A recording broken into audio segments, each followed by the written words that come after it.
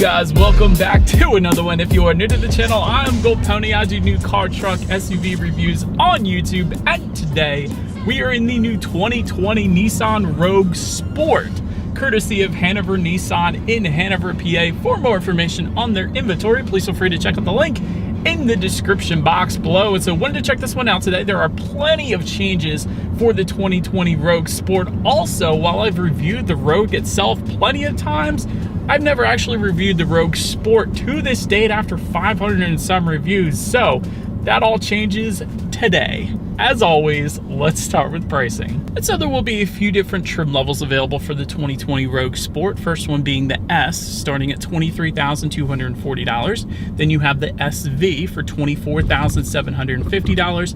And lastly, the SL for $28,450. And so that was all pricing for the front wheel drive configuration of this one. If you wanted to add all-wheel drive, simply add $1,350 to any of those prices. But regardless of trim level that you go with on this one, power plant is going to be the same. Powering this little beast is going to be a 2-liter direct injected inline 4-cylinder, putting out 141 horsepower at 6,000 RPM, 147 pound-feet of torque available at 4,400 RPM. Power is going to be sent to front wheels or all wheels through a CVT, giving you a 0 to 60 time coming in at approximately 9.8 seconds, which doesn't sound like a whole lot of paper, but we will be doing that acceleration test in a little bit here. But nonetheless, miles per gallon come in at 25 city, 32 highway for the front wheel drive, 24 city, 30 on the highway for the all-wheel drive, either way taking regular unleaded fuels. That's always nice. But so before we do that acceleration test, I did want to mention to you guys there are actually 2 different drive modes for the Rogue Sport.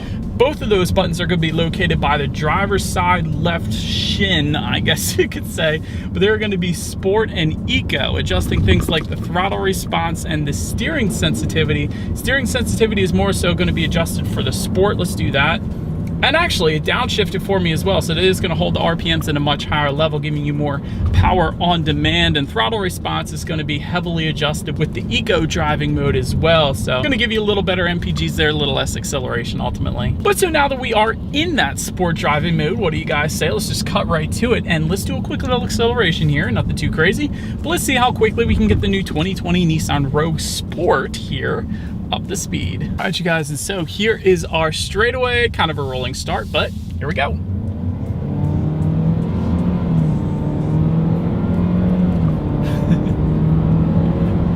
All right, so because of the noise it makes from the get-go, you think it's gonna be super fast, but ultimately, yeah, it's not the quickest thing in the world. If you want something quicker, go with the 370Z or something like that, but it's not that bad. Shouldn't have any issues emerging onto the highway, but again, it's definitely not the quickest thing in the world, but it's plenty loud when you really get on it, I will say that. But anyways, to go along with that acceleration, as always, braking is equally important. And so as expected, you will find 4-wheel ventilated disc brakes on the Nissan Rogue Sport. 60 to 0 stopping distance actually comes in at a respectable 123 feet. That's pretty on par for the course there.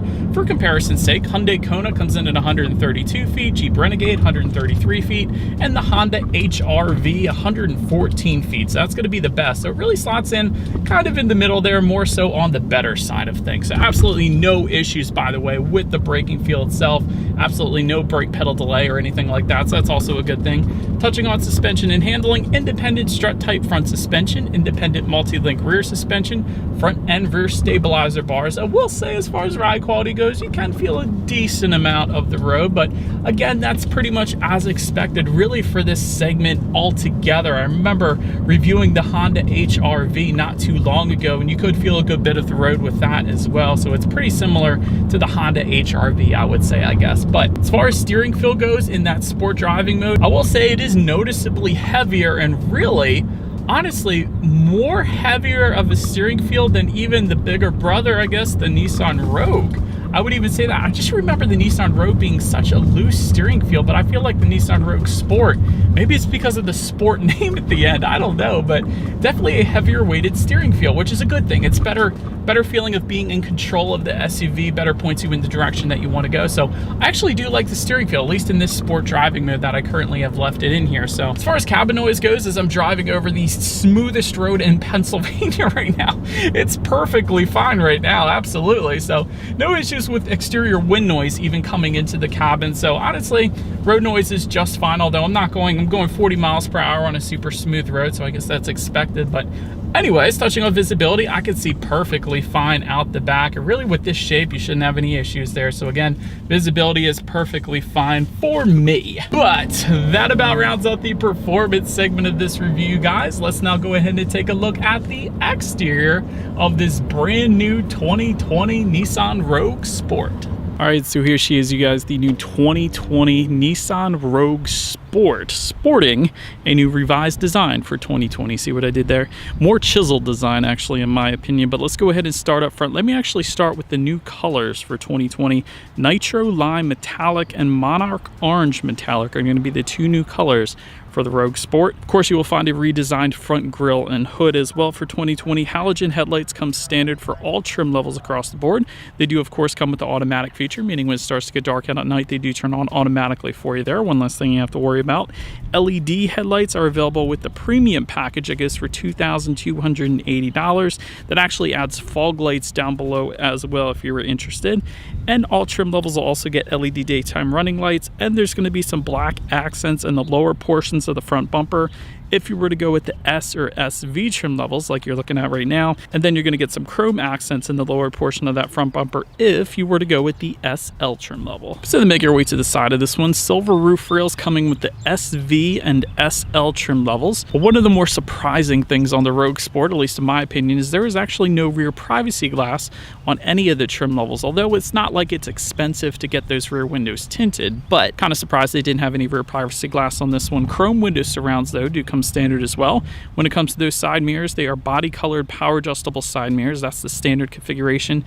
If you go with the SV or SL, you will get heated side mirrors with LED integrated turn signals as well. Then taking a look down below, matte black finish to the side skirts. That does come standard on all trim levels. Always like to mention that because every now and then you do see body colored side skirts, which I actually prefer in my opinion, like the HRV for example. But taking a look down at the wheel setup, 16-inch steel wheels with covers come with the S, 17-inch aluminum alloy wheels come with the SV, and 19-inch aluminum alloy wheels come with the SL trim level. But now, let's go ahead and make our way now to the back of this one. So, but now since we are around back of the Rogue Sport here, rear spoiler with the integrated brake light does come standard. Just below that, rear window wiper. Of course, you have some trim level badging back there as well. And just below it all, a single exhaust outlet. So I do believe you guys know what we have to do next. As always, here is that exhaust clip.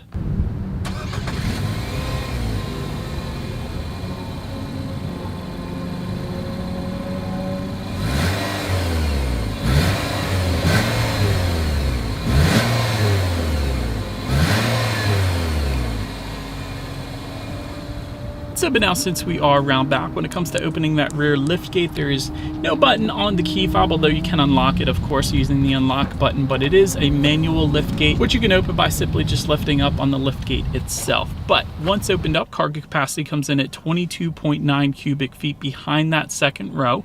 If that was not enough space, that rear seat does fold down, bumping it up to 61.1 cubic feet. And for that cargo area, there is also a cargo cover back there, 6 cargo tie-down hooks for all trim levels as well. And you will find some in-floor storage if you were to go with the SV or SL trim levels. That's going to be there for you as well. Make our way to the rear legroom. That comes in at 33.9 inches. So for reference, I'm even 6 feet tall. This is how much space I have back there. Also for those rear passengers, they will find a rear center armrest with cup holders. There is rear ventilation for them as well. And you do have some front seat back map pockets back there too to store your maps, or really anything but maps because nobody uses them anymore. But so to make your way to the front seats, they are manually adjustable cloth seats for the S trim level. If you were to go with the SV or SL, you will find 8-way power adjustable front seats with 2-way power lumbar. And the SV trim level is going to give you a premium cloth finish. That's of course what you're looking at right now. SL is going to give you a full leather finish, and that SL trim level also actually gives you heated front seats, although they are optional on the SV that we have today. So we do actually have them today, believe it or not. But then touching on the steering wheel real quick, it is tilt and telescoping. It is leather wrapped for the SL trim level, again optional on the SV, and it is heated actually for that SL trim level as well. And make our way to the startup. Let me first start by showing you guys the key here. You do actually have all of your buttons on one side of the key, along with the Nissan logo at the top, of course. But lock, unlock, and that circular button right there, that is going to be your remote start, which comes standard on the SL, optional for the SV. So love that we have that there, but either way, push button start comes on both the SV and the SL. So all I am going to do is simply put my foot on the brake and press that engine start button, which is kind of located just to the right of the gauges there.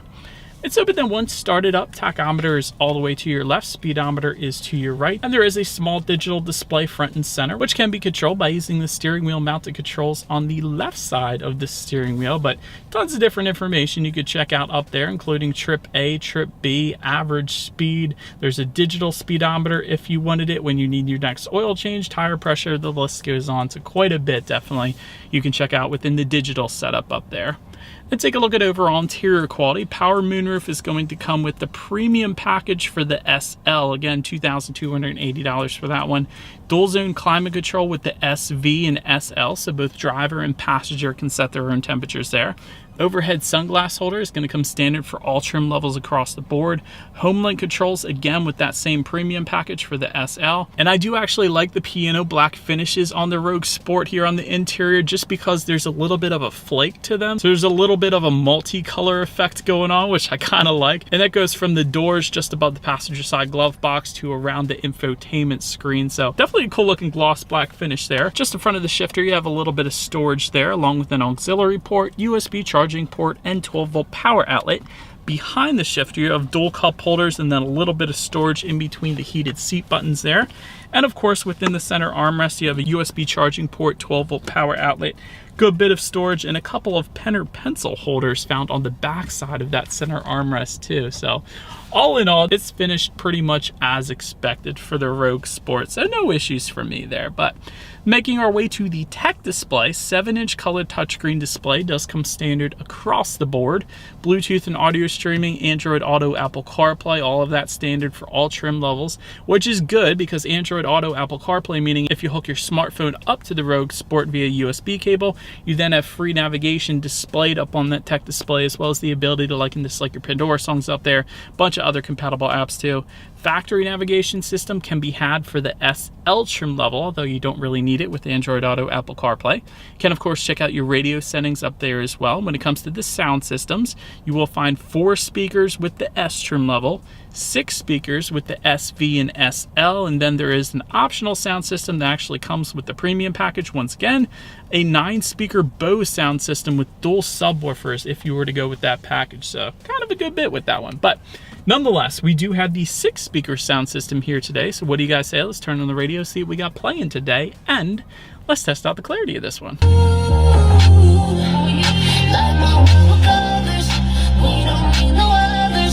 Actually more bass than I expected, and really a quite nice 6-speaker sound system. And ultimately, with 6 speakers, there's always better sound systems out there, like the Bose one, for instance, but more bass again than I expected, so that wasn't that bad actually. I'm kind of cool with that. But so the last thing on the tech display I wanted to mention to you guys is when you do put the Rogue Sport in reverse, you of course will find a rear view camera for all trim levels across the board. SL trim level is actually going to give you that 360-degree monitor if you wanted that, so that's how you're going to get that. But nonetheless, that as always is going to lead us into safety. And so front side curtain airbags will come standard, along with driver and passenger knee airbags up front as well. In the back, you're going to have latch, aka lower anchors and tethers for children for the rear car seats. Tire pressure monitoring system also comes standard, but when it comes to the advanced safety features, a lot of it comes standard on all trim levels actually, including automatic emergency braking with pedestrian detection, intelligent lane intervention, blind spot monitoring system with rear cross traffic alert, forward collision warning, a rear sonar system, high beam assist, and rear automatic braking. That is a ton of advanced safety features coming standard. Love that. SL trim level is also going to add, in addition to that, adaptive cruise control and a driver attention monitor as well. And so overall, when it comes to my final thoughts of the 2020 Nissan Rogue Sport, I love that the Rogue Sport offers the Bose sound system, although we didn't have it today, but I've had Bose sound systems in my cars and they're absolutely amazing. Love the standard safety on this one. That's definitely a huge plus as well. Standard tech is good for its class as well. I love that you get Android Auto and Apple CarPlay even on the base trim level, so that's good. good. When it comes to Consumer Reports, they actually give it average reliability, which isn't bad. It's kind of middle of the pack, of course. If you were looking for some alternatives to this or some to compare it to, there is the Hyundai Kona and the Honda HR-V. They would be two good alternatives to check out as well. But overall, the Nissan Rogue Sport is a very solid pick in its class, especially that braking as well. Very good braking feel to this one. But that is about it for this one, you guys. Thank you so much for watching. Feel free to follow me on social media at the bottom of the screen there if you like. Be sure to hit the subscribe and the bell notification button if you're into new car reviews. That is what we do here on this channel after all. Do appreciate you guys watching more than you know, and I will see you guys all in the next video. Stay gold.